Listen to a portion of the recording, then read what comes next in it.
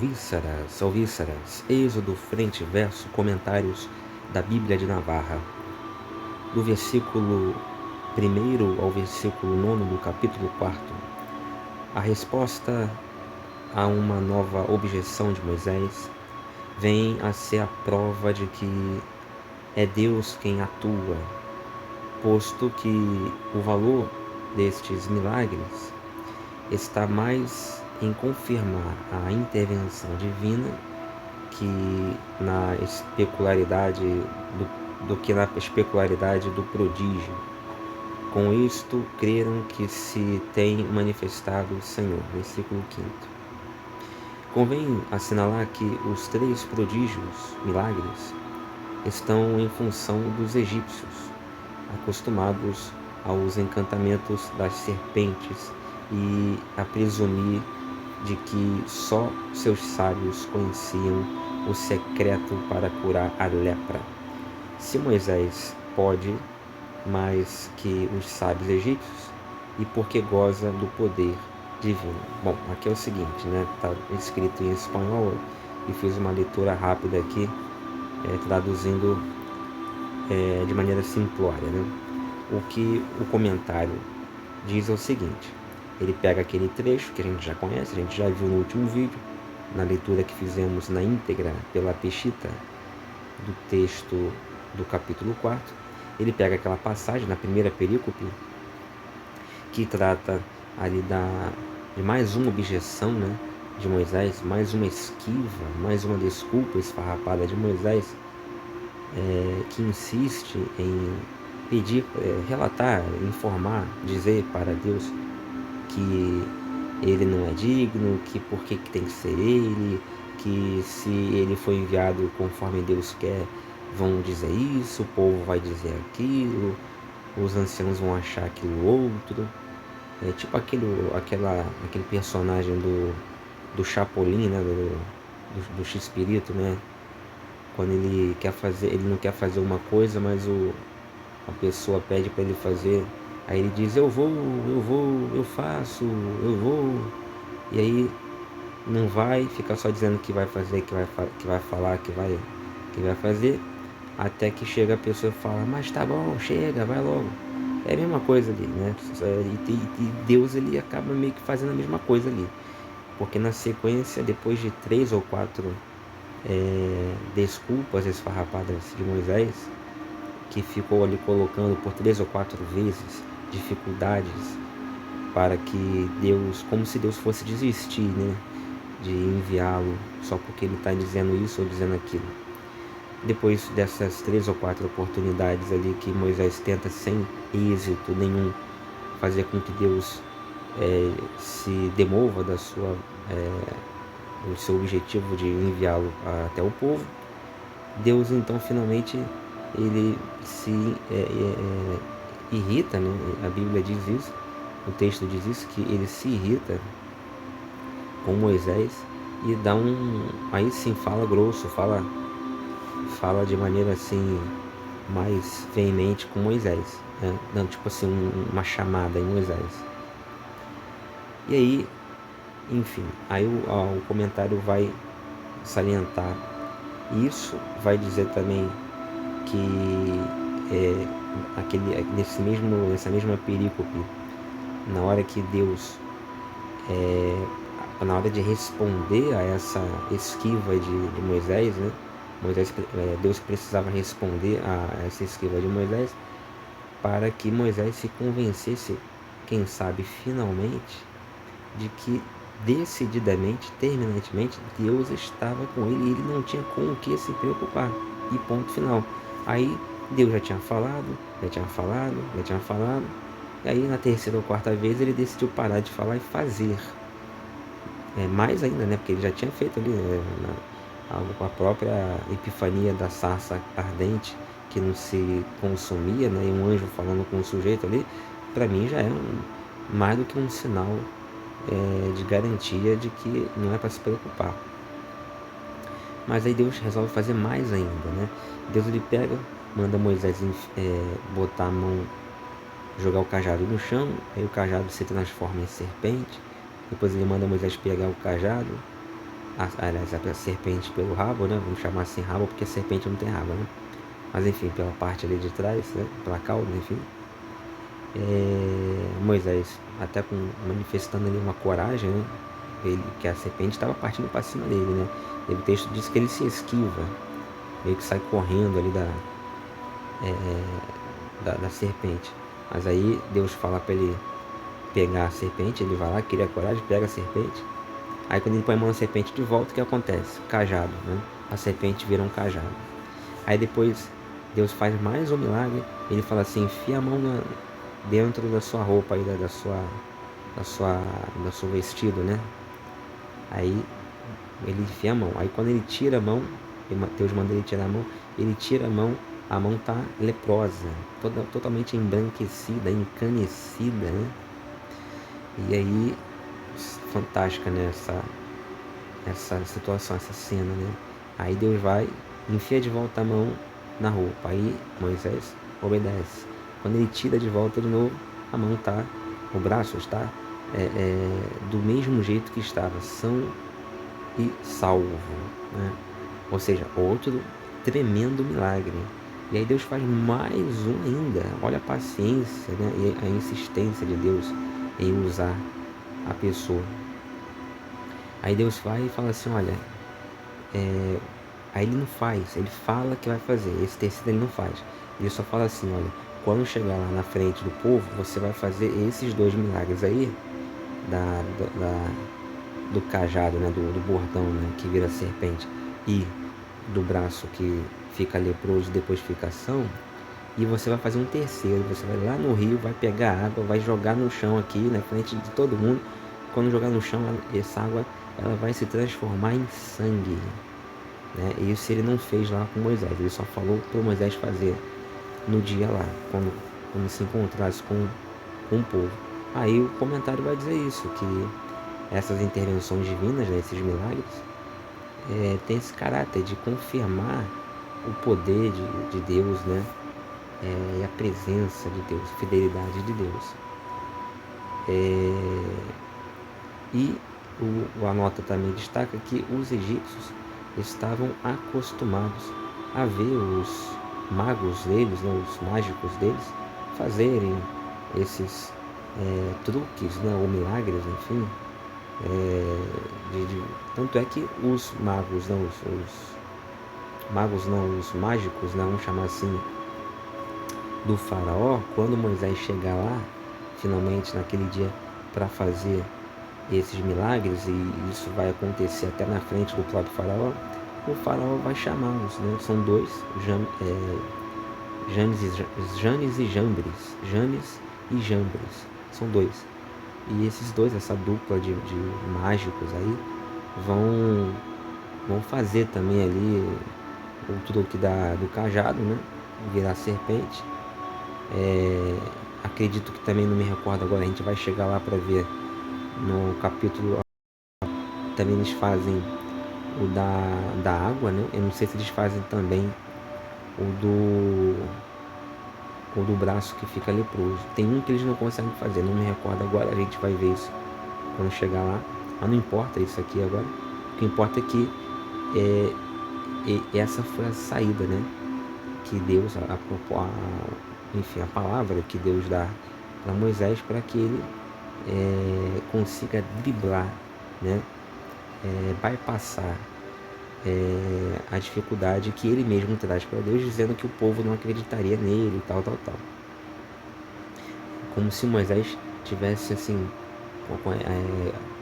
conhecesse profundamente, né, o povo israelita. Moisés está ali há 40 anos em Midian, sem nenhum contato com qualquer israelita. Ele fala como se ele conhecesse o povo dele e que o povo não iria acreditar no que ele iria dizer, né? Mas, enfim, o fato é que ele vai lá, vai operar esses milagres, o povo vai acreditar, depois o faraó também vai ficar bolado, né, com aquilo ali que ele vai ver na frente dele. E a gente vai agora para a próxima nota, né? A próxima nota vai pegar do versículo 10 até o versículo 17 e vai dizer assim: a última objeção de Moisés termina irritando o Senhor. O autor sagrado, com um charmoso antropomorfismo, põe de relevo a paciência e o empenho de Deus em liberar o povo, em libertar o povo. Abro aspas. Ele falará por ti ao povo, ele será como tua boca e tu serás como seu Deus. Ele está falando aqui de Moisés e Arão, né? Moisés chora tanto, reclama tanto, que Deus muito pacientemente vai falar assim: tá bom, eu vou levantar agora o seu irmão Arão, ele é bom de falar. Você está falando aí que não sabe dizer, que não sabe falar, que é uma outra desculpa esfarrapada que Moisés dá: eu não sei dizer, não sei falar, minha língua é ruim, sou gago, seja lá o que for. E aí, de novo, Deus vai lá: calma, então tá bom, vou quebrar essa para você, vou levantar o seu irmão Arão. Aí você vai ser para ele como se fosse o Deus dele, porque você vai dizer para ele exatamente o que eu disser para você, né? E ele vai te ajudar, né? Ele vai ser a tua boca. O que você mandar ele falar, ele vai falar ipsis literis. Bom, falar em nome de Deus é função própria do profeta, independentemente de sua qualidade, incluindo aí oratórias, etc. Moisés é o protótipo de profeta, ao qual deverão assemelhar-se os profetas posteriores. Então, Moisés aqui é o exemplo do profeta. Não é Abraão, não é Noé, não é nenhum deles até aqui, nenhum desses personagens até aqui tiveram essa característica, né, de falar somente o que Deus mandar. Deus fala com Moisés e Moisés repete para o povo as mesmíssimas palavras. Abraão fazia isso, essa função de mensageiro, Noé também não fez, ninguém fez. Moisés vai ser o primeiro e já vai ser, portanto, o protótipo, o modelo, o paradigma, digamos assim, para os futuros e sucedâneos profetas.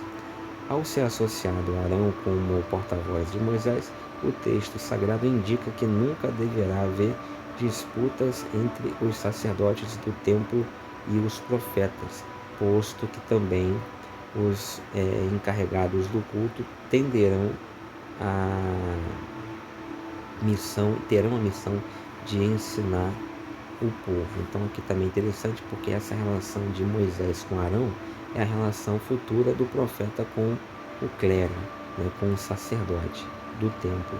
E assim como Moisés, o profeta, e Arão, o sumo sacerdote, vão se dar muito bem, sem haver contendas, e um trabalhando com a ajuda do outro em harmonia, assim também é a vontade de Deus para com os futuros profetas e os futuros sacerdotes. Em tese, não deveria haver também nenhuma contenda, nenhuma briga, e muito respeito entre o profeta, os futuros profetas e os futuros sacerdotes. Então, se Moisés é o protótipo, é o modelo de profeta, Arão é o modelo, é o protótipo de sumo sacerdote. A outra nota vai comentar o versículo 18 até o versículo 20, que é a última nota, a última perícope aqui da Bíblia de Navarra. Vai dizer assim: a decisão de voltar de imediato ao Egito está redatada de duas maneiras diferentes. Como permitida por Jetro, que é a cabeça do clã familiar, isso está lá no versículo 18, e como ordenada por Deus, nos versículos 19 e 20. Então, Moisés volta para o Egito, ou porque Jetro autorizou, ou mandou até mesmo, ou porque Deus mandou. Mas também pode ser a mescla, né, das duas situações. Quiçá o sinal de que há duas fontes redacionais, a eloísta e a javista, respectivamente,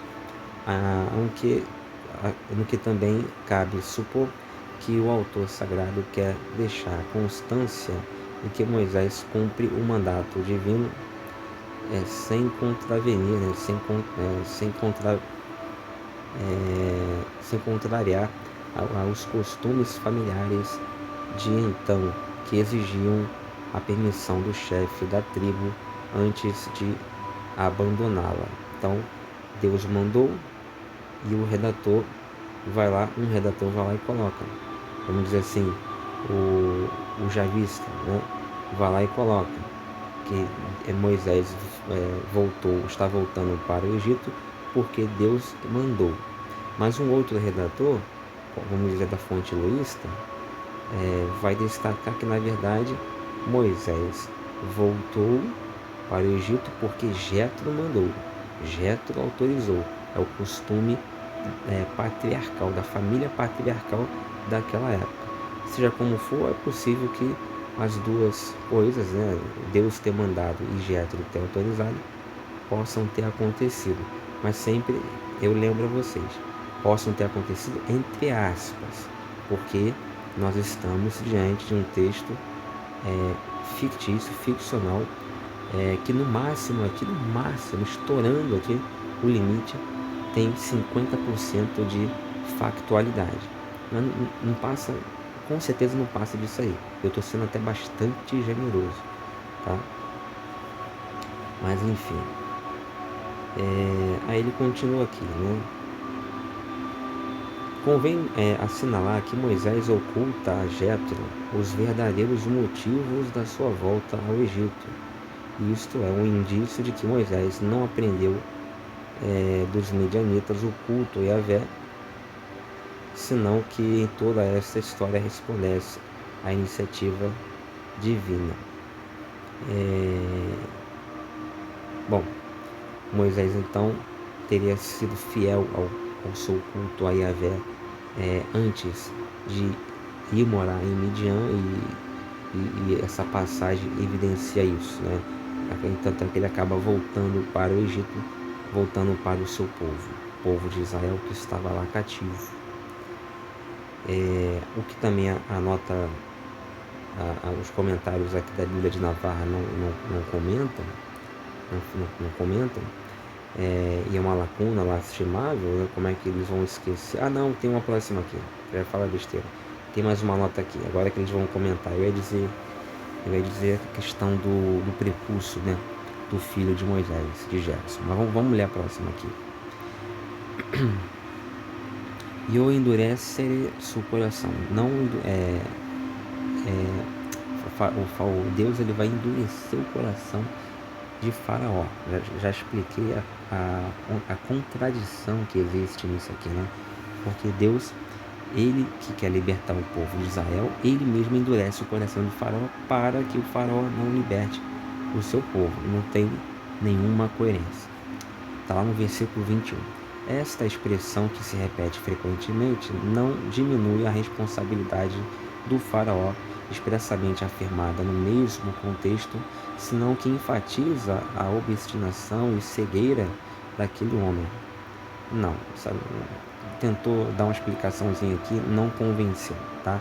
O comentarista aqui é religioso, está tentando defender, esconder, omitir a profunda contraditoriedade que existe aqui nesse fato, mas não convenceu.